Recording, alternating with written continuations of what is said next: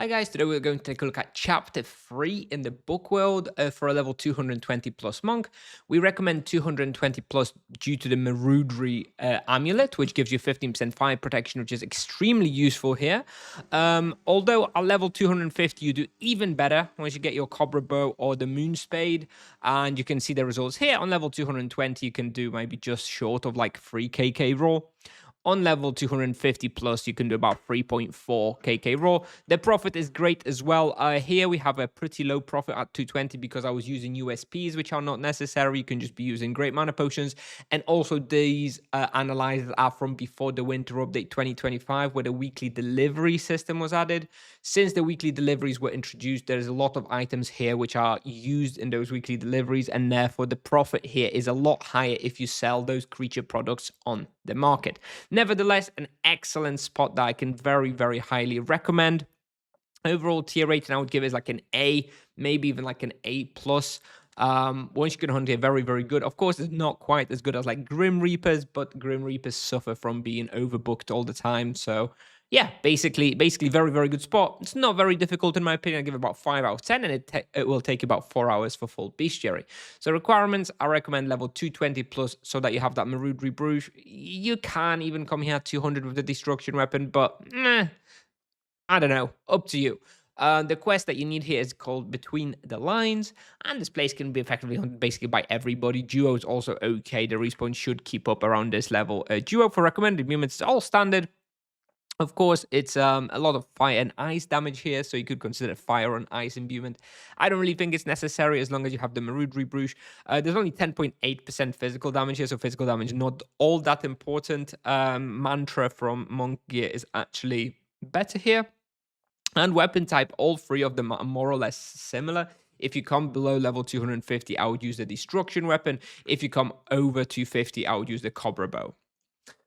Supplies per hour, as you can see in the first analyze, I was using almost 800 USPs, but I was overdoing it, not really necessary. By the time I was level 250, I was easily using GMPs, and then the supplies were pretty low, about 800 per hour. Of course, you'll still need your Transcendence potions. For charms, I didn't have any, but I would probably just use Low Blow and Savage Blow if I had them, because they have quite low health. Otherwise, you can just use some elementals. And for the wheel on this level, I just used a T1 Chain Pennant and 2 lesser gems. If you're level 300 plus, then you should be using T1 Ascetic. And the character you'll see in the video is level 229 Monk with 100 Fist, and 38 Magic level. For the route, so you come in here, and what I usually do is I'll usually do like a pull here. I'm just wondering if this color is fine. I think you can see this color, right? It's a little, maybe you can choose a different color for the, because it's quite bright, everything. What color can we use here? Will this green be better? Probably not. Maybe just black. Maybe we'll just use black. Maybe black will be better. Anyway, we'll come in here, do a pull around here. Then I go up here, usually do a pull around here. You can also, if you're in out of respawn, you can also go around here to pick up a few more, but usually not necessary. Then I'll make sure to kill off everything I have left around here. Now I'll go up here, kiting, usually do a pull around here. Then I go through here, do a pull around here. This is a passageway that's only open when the Nemesis boss spawns once a month. I don't remember the exact date, maybe like the 21st of each month. So you can ignore this part. You can't actually hunt there. Then once you go through here, I usually go up here, do a pull around here. And I go up north, do a big pull in this room. Be careful because this room is quite dense and there's a lot of monsters there, so don't overdo it. Then I quickly run through this corridor. There's usually only 2 or 3 monsters. You can usually kind of ignore them. Maybe there's usually a few to finish off killing around here. Then I go down here. And through here, usually do like one low sort of pull, finish things here, then go here and finish things off. Then I'll go through here. Usually maybe try and pull out some monsters past the bridge from here if possible.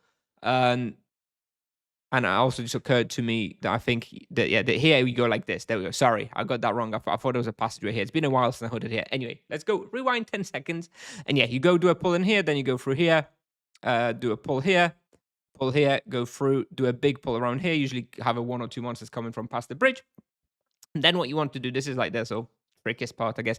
You want to levitate down to a level below here where you've got this dark section here. That's where you levitate down, and then you quickly go up the stairs, up the staircase, and then you do a pull around here. And once you do this pull, you just walk through the doors here. If you have the quest completed, those doors should be openable. And then you go through here and you reset. And this is more or less the lap that I do. Respawn keeps up very, very easily, all the way up to around 4K raw, I think, maybe even a little bit more. So you shouldn't really be worried about it. Great profit, pretty easy, good experience as well. Very highly recommended. I suggest you check it out. Fast bestiary, good proficiency as well. Yeah, good bounties, lots of good stuff here. Anyway, I'll play the video now, so I hope you enjoy it. And in case of any questions, please let me know. See you in the next one. Bye bye.